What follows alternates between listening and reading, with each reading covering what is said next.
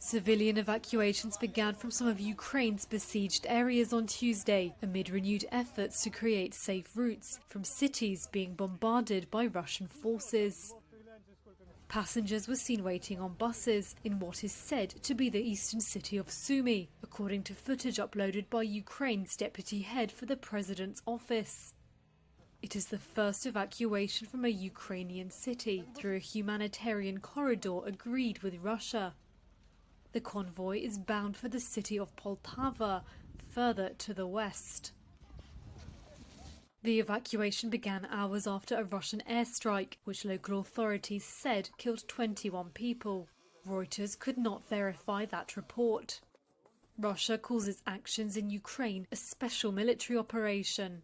Its defense ministry said on Tuesday corridors had been opened to evacuate residents from Kyiv, Chernihiv, Sumy, Kharkiv and Mariupol. It comes a day after Ukraine rejected Russian proposals to evacuate civilians to Russia or Belarus. A separate convoy was en route to Mariupol, the southern port city which has been encircled by Russian forces and subjected to relentless bombardment for a week. Officials say supplies there, including food and water, are running low. Deputy Ukrainian Prime Minister Irina Vereshchuk. Humanitarian corridors have started to work on the part of the road linking Mariupol and Zaporizhia.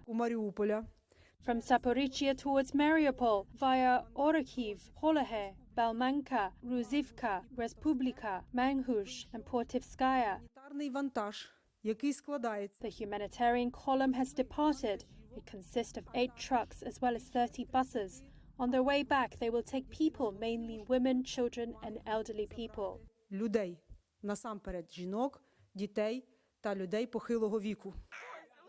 However, Ukraine accused Russian forces of shelling the proposed evacuation route. There were no immediate reports of any casualties, and Russia did not immediately comment. 2 humanitarian corridors from the city had already failed over the weekend, with both sides accusing each other of continuing to fire.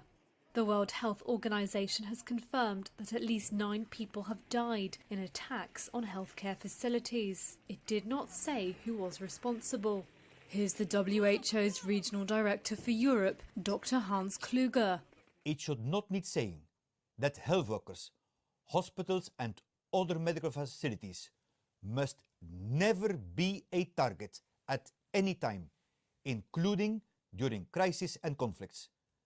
To date, we have 16 confirmed reports of attacks on health in Ukraine, and more are being verified.